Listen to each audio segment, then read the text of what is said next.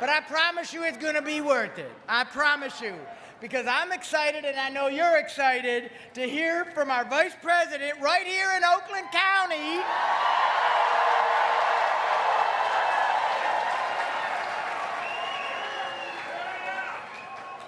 So let me ask you, who's ready to make Kamala Harris the next President of the United States of America?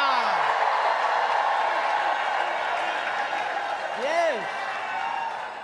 And make no mistake about it, Kamala Harris is in this race to bring our country together again. To lift up the middle class, to continue to invest in America. The bottom line is, and the reason I'm here, Kamala is fighting for us.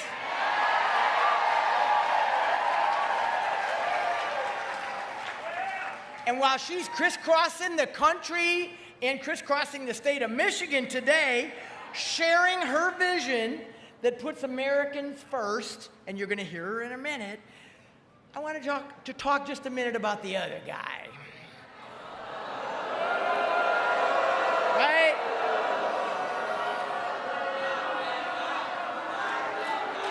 We're not going back. We're not going back. That's right.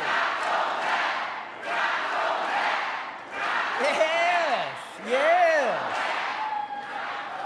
And we're not going back because Donald Trump is just looking out for himself. That's what he's about.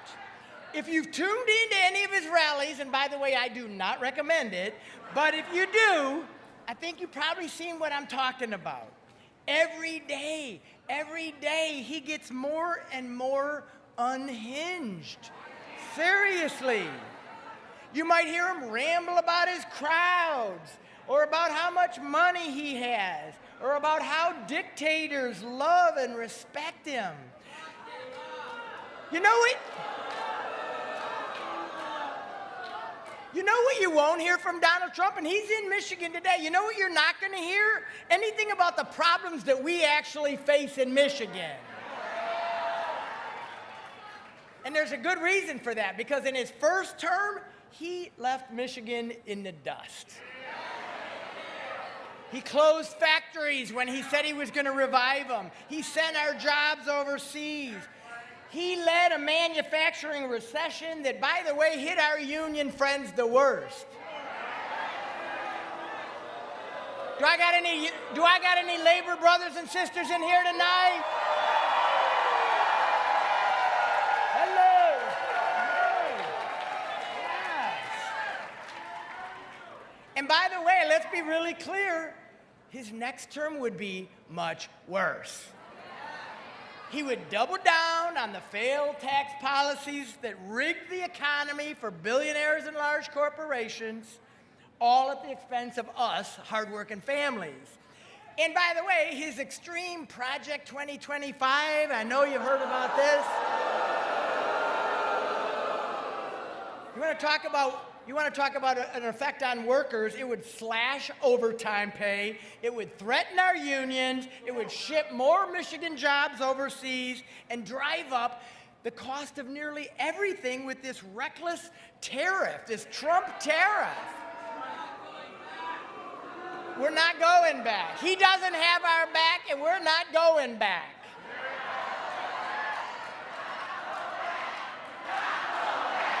We're not going back.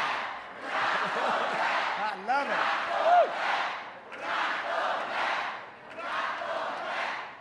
And you know, one of the things that frightens me the most about this guy is that he has surrounded himself with the most extreme people who would enable his worst dangerous instincts.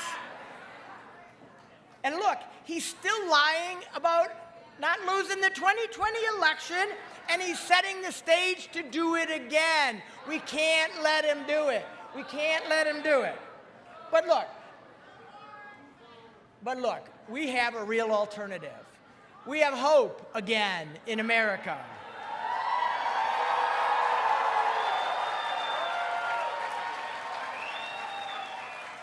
And in Oakland County, Michigan, we can put the final nail in the Trump coffin once and for all.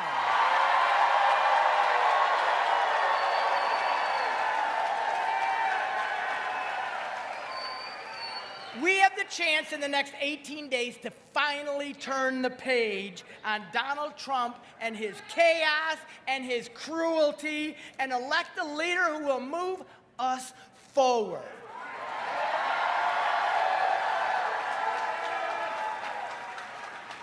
And by the way, the country, and I would dare say the world, is counting on Michigan to do that.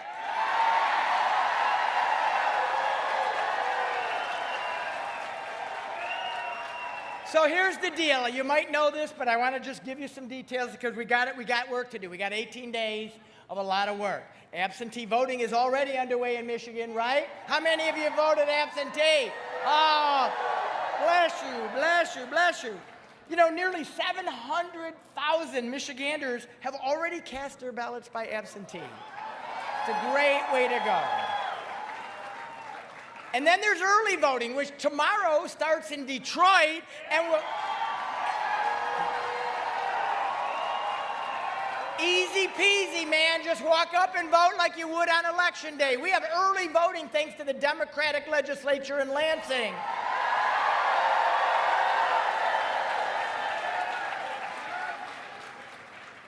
So I got to ask a question of you, though. Before you leave here, do you know what your voting plan is? Is it absentee?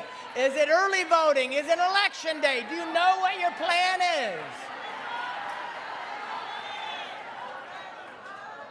All right, all right. I believe you. I believe you. I think I feel that. And here's the second part. When you leave here, as fired up as I am right now, I want you to make sure that you ask your friends and your family and your neighbors, what is your plan to vote? How are you going to do this? Because we all have good intentions, but sometimes life happens. What is your plan to vote, okay? Because together, we can do this. Oakland County, Michigan can do this. Yes.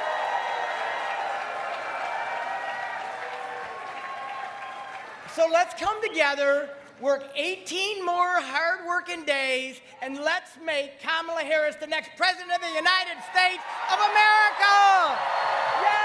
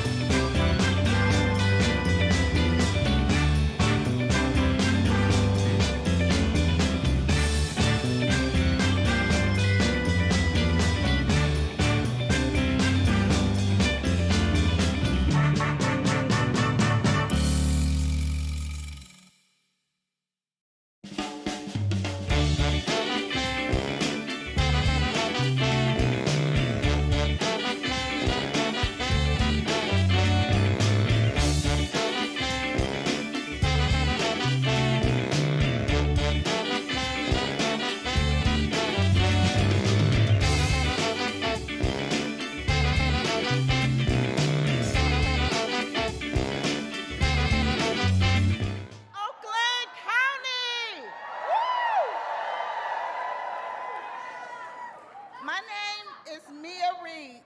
I am a lifelong Michigander, and I am a Detroit native. I am a mother and an advocate for gun safety.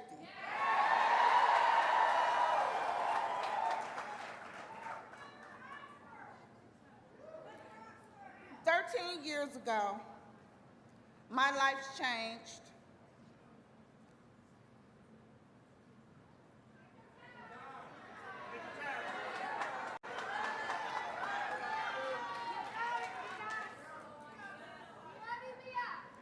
My life changed forever when my son, my firstborn son, my only son, was taken due to gun violence. There aren't any words that can describe that pain. So when you ask someone and they can't give you a word, it's because it is undescribable.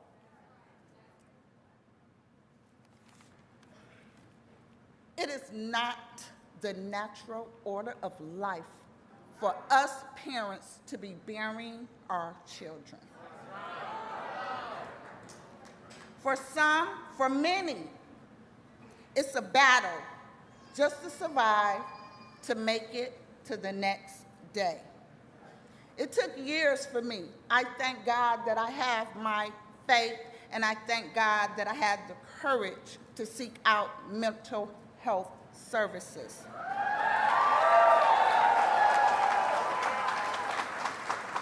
But as I began to heal, I felt called to help others. I felt selfish. I'm in a good space. I need to help others to be in a good space too.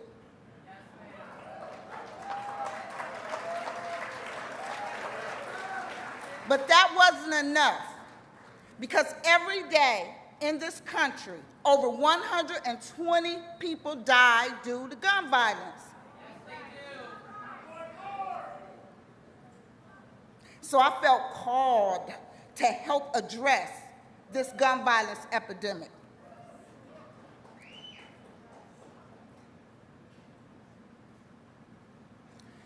No one, you hear me? No one, you hear me? No one deserves to be a victim of gun violence. On this journey, I can smile because I found a community, and moms demand action.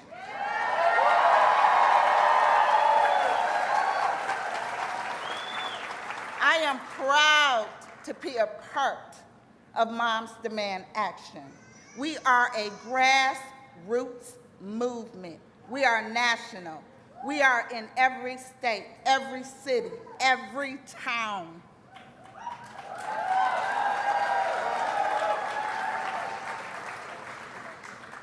We have a survivors network that is global. We are here for gun safety.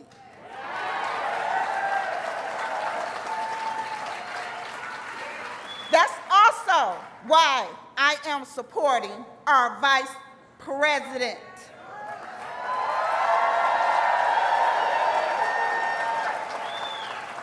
As Vice President, Kamala has helped expand violence prevention programs, including the first White House Office of Gun Violence Prevention. She has helped to invest in mental health resources and support local law enforcement. She was instrumental in passing the first major gun safety law in nearly 30 years.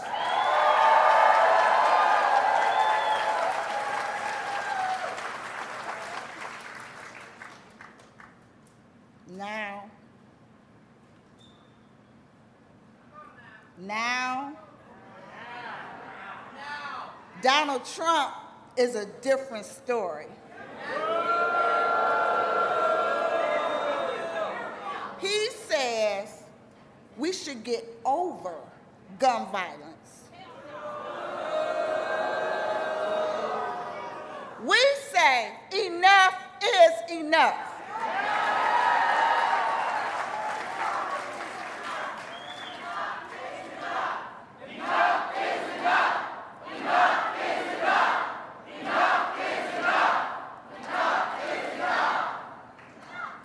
He tried to cut funding for local law enforcement, and violent crimes skyrocketed.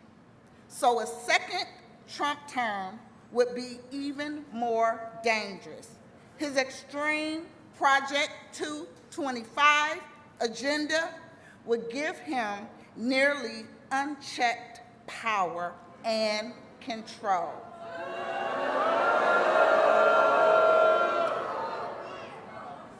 It even, get this, it even encourages putting guns in our classrooms. No, we have come too far to let anyone drag us backwards because what?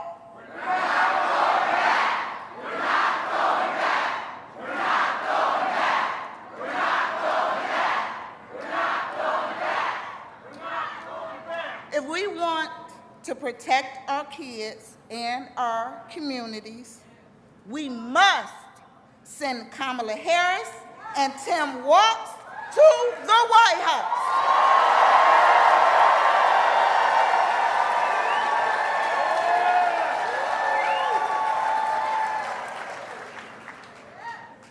So you said it and I said it. Enough is enough. I'm ready for a new way forward. Are you? I can't hear you. Are you ready?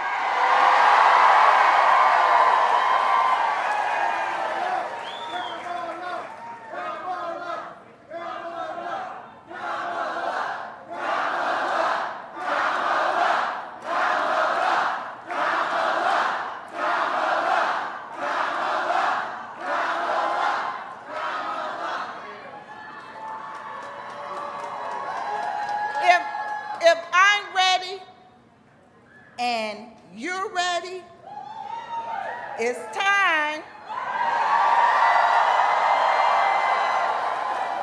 I want you to give a warm welcome to a lifelong advocate for public safety, your Vice President, and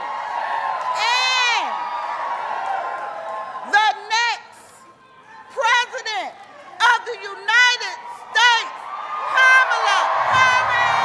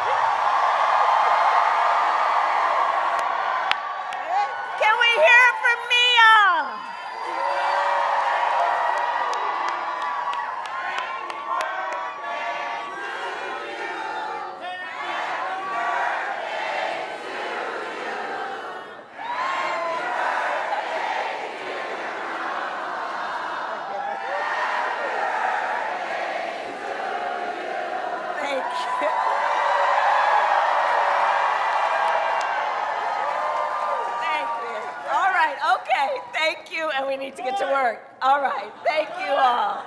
It is so good to be back in Michigan. It is so good to be back. I want to thank everyone for taking the time out of your busy lives to take the time to be here this evening. I thank you all so very much.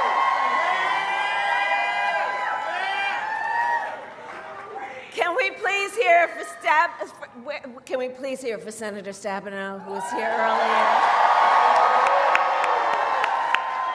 County Executive Dave Coulter. Representative Stevens, who we need to elect to the United States Congress. And let's send Representative Slotkin to the United States Senate. Because we need them in D.C. We need them in D.C. I also want to thank all of the leaders of the Arab American community who are here.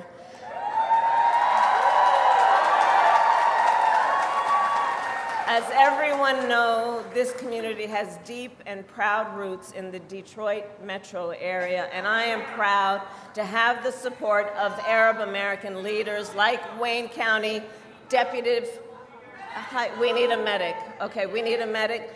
Let's figure out a way to part a little bit so that we can bring a medic in over here, please. Okay.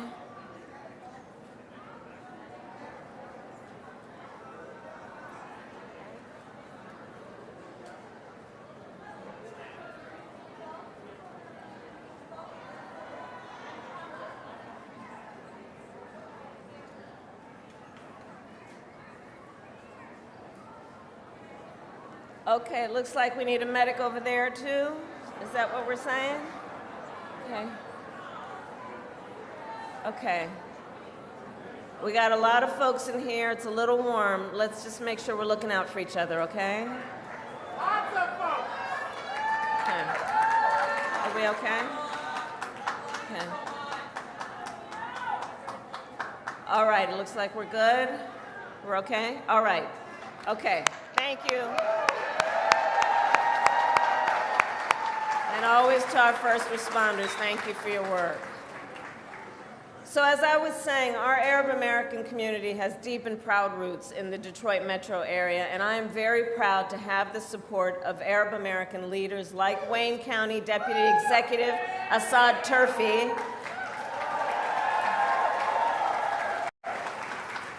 and listen, I know this year has been very difficult, given the scale of death and destruction in Gaza, and given the civilian casualties and displacement in Lebanon.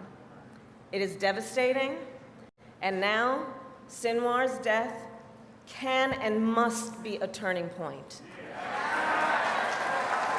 Everyone must seize this opportunity to finally end the war in Gaza, bring the hostages home, and end the suffering once and for all. And I continue to believe diplomacy is the answer to bringing lasting stability across the Israel-Lebanon border. And as Vice President, and with your help as President, I will do everything in my power to achieve these goals and work toward a future with security and dignity for all people in the region. So thank you all. And Michigan, listen, we got 18 days to get this done. 18 short days. And you all wouldn't be here spending your precious time here with all the other obligations you've got if you did not know this is probably one of the most consequential elections of our lifetime. And it's going to be a tight race until the very end. And we are the underdog and running as the underdog, but make no mistake, we will win. We will win. We will win. Yes, we will. We will win.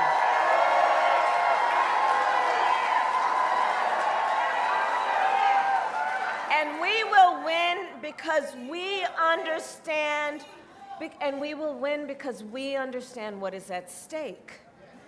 This election is about two very different visions for our nation.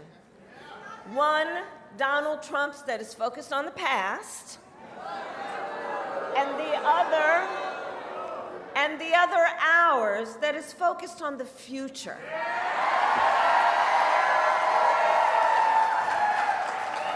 We are focused on a future where we bring down the cost of living, invest in small businesses and entrepreneurs, protect reproductive freedom.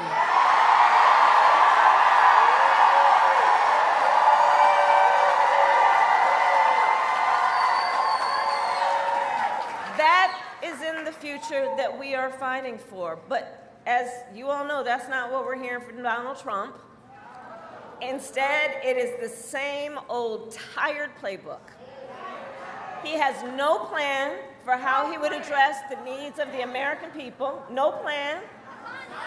Can I hear it again? No plan. And he is only focused on himself. And now, check this out, he is ducking debates and canceling interviews.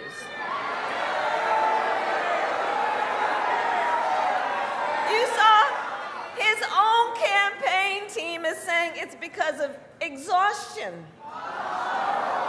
All right, well, here's the thing. If you are exhausted from the campaign trail, it raises real questions about you are fit for the toughest job in the world.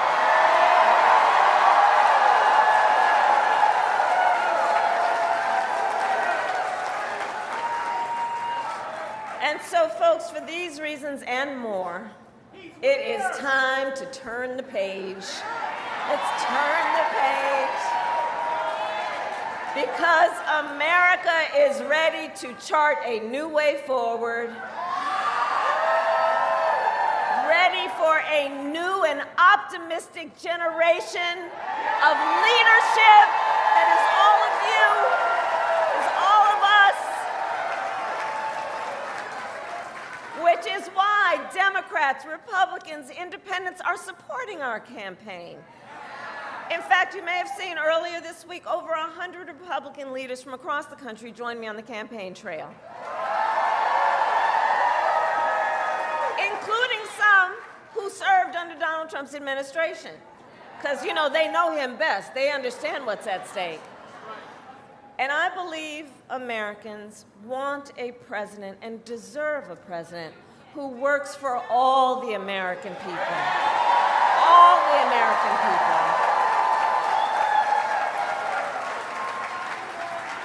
And that has been, as you all know, the story of my entire career. I've only in my career had one client, the people. One client.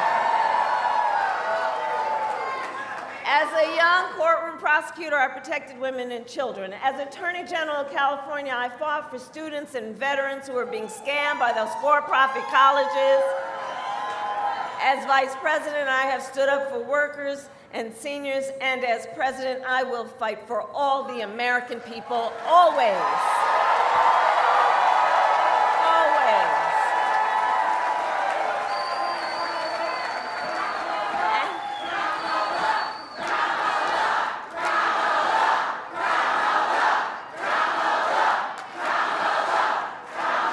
And together, us and you, we will together. Like, I want you to shout your own name for a minute. Let's do that really quickly. Shout your own name for a minute.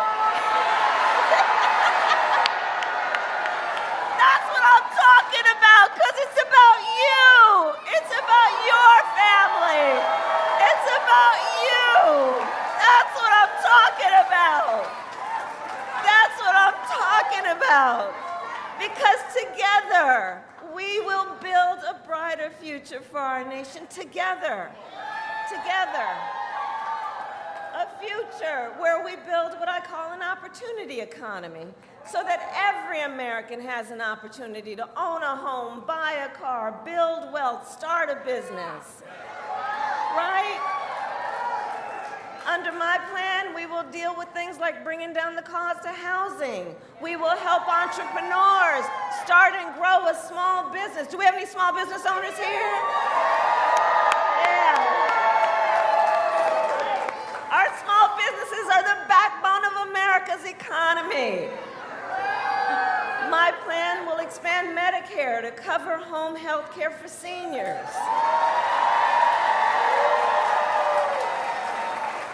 And look, as with so many of the issues that are priority issues for me, including small businesses, the issue of home health care, look, I'm going to just go off script for a moment. So when my mother was sick, I took care of her. And for anyone here who has or is taking care of an older relative, you know what it is. It's about trying to cook something that they feel like eating. It's about trying to put some clothes on them that won't irritate their skin, right? It's about, from time to time, trying to figure out what you can say that will bring a smile to their face or make them laugh. It's about dignity. It's about dignity. And here's the deal. When you look at everyone who is doing that, and then you look at what we call the sandwich generation, which are people who are raising your young children and taking care of your parents, it's a lot.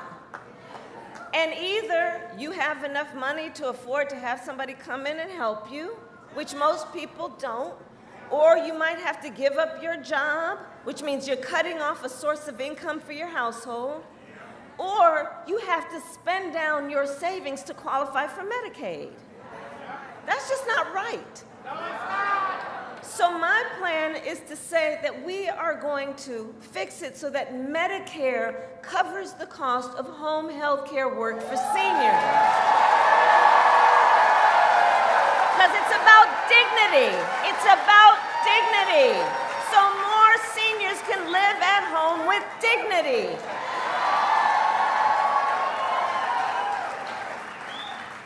Our plan will lower costs on everything from healthcare to groceries. I'm going to take on corporate price gouging like I've done before. I'm going to do it again.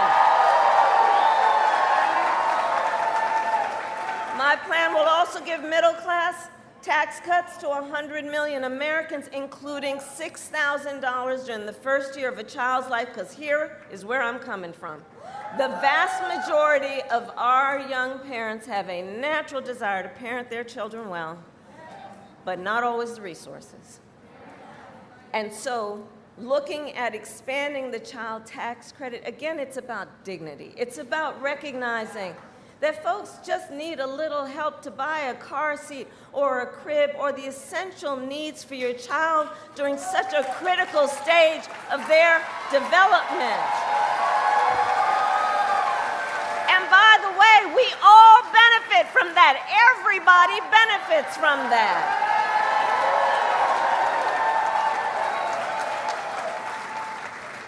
So these are just some examples of our plan, and all of that to say, look, I will always stand and fight for the middle class and working families of America.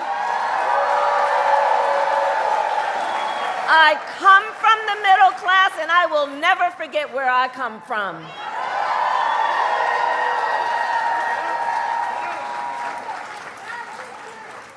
My plan also invests in American manufacturing and innovation. And I will make sure America, not China, wins the competition for the 21st century.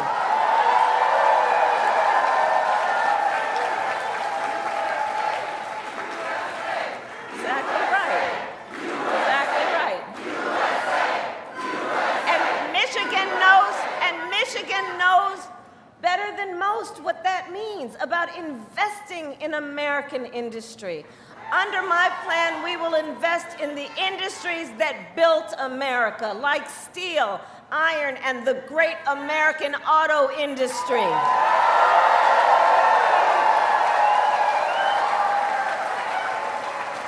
And contrary to what my opponent is suggesting, I will never tell you what kind of car you have to drive. But here's what I will do. I will invest in communities like Oakland County and Detroit. We will retool existing factories factories and hire locally and work with unions to create good-paying jobs.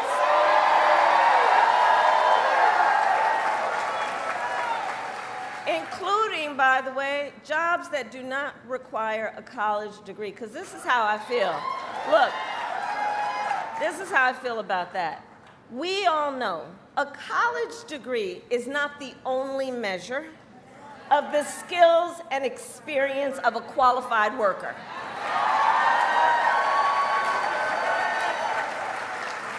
So part of my plan is to do an assessment of all the federal jobs, which will be under our jurisdiction, to figure out which of them should be rethought of in terms of whether or not it actually requires a college degree. And the next step on that is going to be to challenge the private sector to do the same.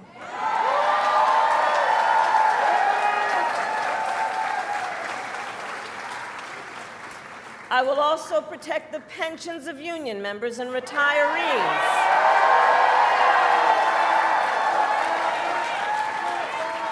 Including yesterday when I announced the protection of the full earned pension benefits of more than 22,500 retirees under the Detroit Carpenters Pension Fund.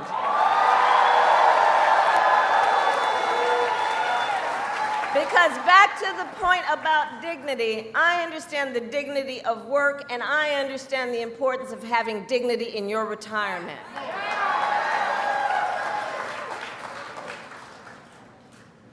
Now, Donald Trump has a different approach. I don't need to tell you, he's full of big promises, but always fails to deliver. Always fails to deliver. So, remember, he said he was the only one, you know how he talks, the only one who could bring back America's manufacturing jobs. Remember when he said that? And then America lost almost 200,000 manufacturing jobs when he was president, including tens of thousands of jobs right here in Michigan. And those losses started before the pandemic, okay?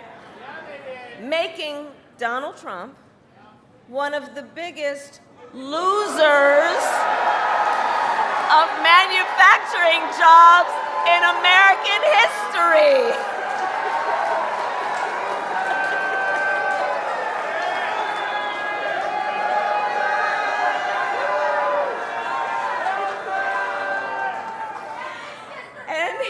And his track record for the auto industry was also a disaster. He promised workers in Warren, you remember, he promised workers in Warren that the auto industry would, and I'm going to quote, not lose one plant during his presidency. Then, American automakers announced the closure of 6 auto plants when he was president, including General Motors in Warren and Stellantis in Detroit. Remember that? Thousands of Michigan auto workers lost their jobs. And Donald Trump's running mate, you know, because the position was vacant and he had to fill it, right? You know, for the young people here, you know when you go for an interview and you sit down at the interview and you ask the person who's interviewing, why is the job vacant? So Donald Trump's current running mate recently suggested that if they win, they would threaten the Grand River Assembly Plant in Lansing.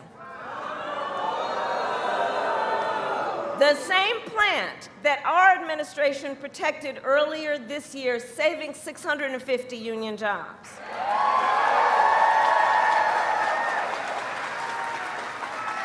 And remember, Donald Trump encouraged automakers to move their plants out of Michigan so they could pay their workers less. And when the UAW went on strike, to demand the higher wages that you deserved, Donald Trump went to a non-union shop. Remember? And he attacked the UAW. And he said striking and collective bargaining don't, and I'm going to quote, don't make a damn bit of difference. That's what he said about striking and collective bargaining. Well, Michigan, you know better, we know better. Strong unions mean higher wages, better health care, and greater dignity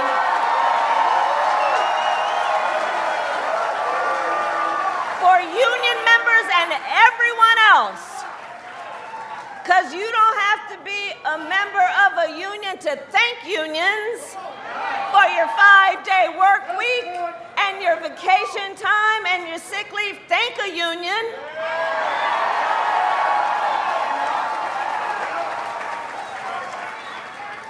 Which is why, when I am president, with your help, I will sign the PRO Act into law and make it easier for workers to join a union and negotiate for better pay and working conditions. And now, Donald Trump is making the same empty promises to the people of Michigan that he did before, hoping you will forget how he let you down the last time. But we're not falling for the okie doke. No.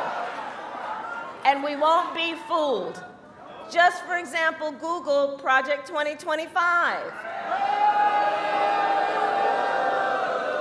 Which I still, by the way, find it fascinating to think that they actually put that in writing. I mean, they put it in writing, they published it, they bound it, and gave it out, right? And here's the thing. To read it is to know. It is a detailed and dangerous blueprint for what he will do if he is elected president.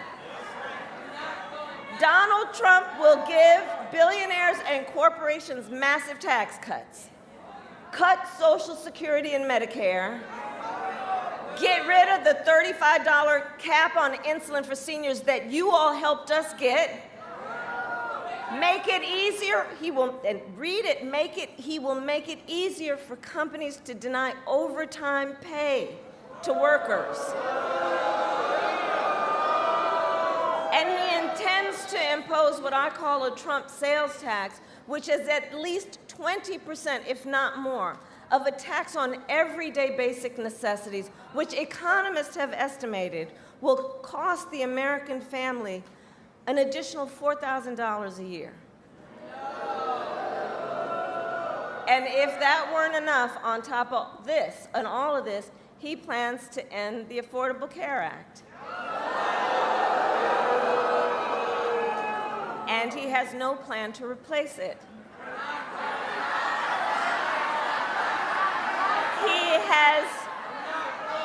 Because he has, quote, concepts of a plan.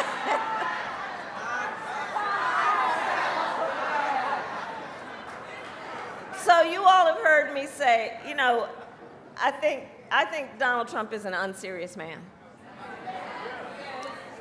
And the consequences, if he were to ever get back into the White House, are absolutely dangerously serious.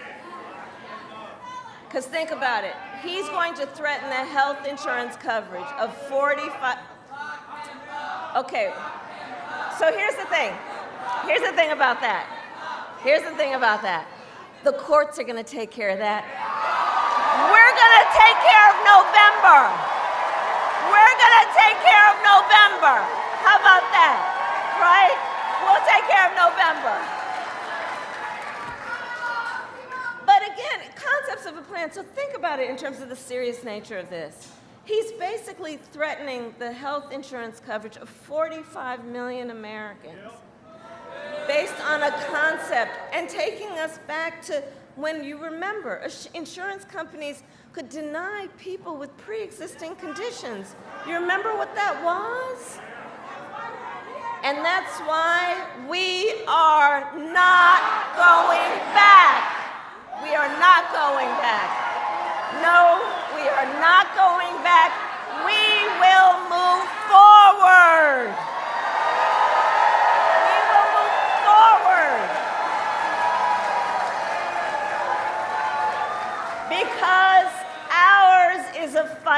for the future. Ours is a fight for the future, and it is a fight for freedom. Like the fundamental freedom of a woman to make decisions about her own body and not have her government tell her what to do. And we remember how we got here, right? Donald Trump hand-selected 3 members of the United States Supreme Court with the intention that they would undo the protections of Roe v. Wade, and they did as he intended. And now check this out. In America, 1 in 3 women live in a state with a Trump abortion ban. Many with no exception even for rape and incest, which means you're telling someone who is a survivor of a violation to their body that they have no right to make a decision about what happens to their body next? That is immoral. Immoral. And let us agree, one does not have to abandon their faith or deeply held beliefs to agree the government should not be telling her what to do with her body. Not the government. Not the government. No. If she chooses, she will talk with her priest, her pastor, her rabbi, her imam, but not the government and some folks up in a state house telling her what's in her own best interest. And so here's my pledge to you. When Congress passes a bill to restore reproductive freedom nationwide, as President of the United States, I will proudly sign it into law. Proudly sign it into law.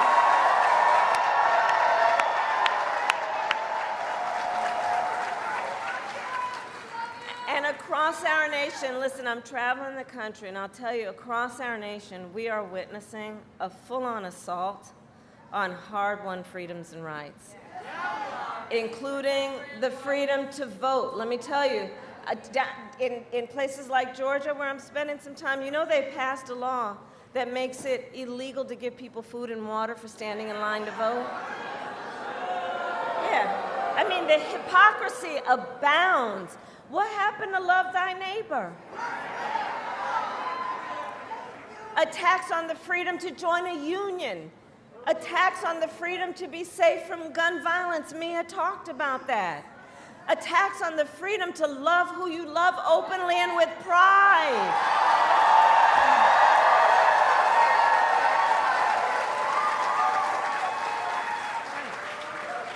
So I say all that to say what you know, which is again why you are spending your precious time here. There is so much on the line in this election. And this is not 2016 or 2020. The stakes are even higher because remember a few months ago, the Supreme Court of the United States basically told the former president that he is effectively immune from doing whatever he does in office. And just imagine Donald Trump with no guardrails. Just imagine. He who has vowed, if re-elected, to be a dictator on day one. He who calls Americans who disagree with him the enemy from within. You know where that language comes from? And says that he would use the military, the American military, to go after the American people.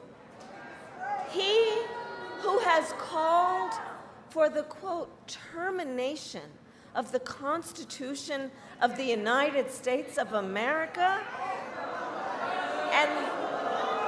And let us be very clear.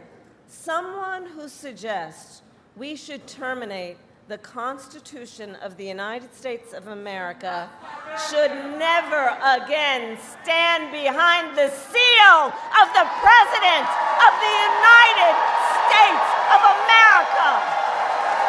Never again. Never again. Never again.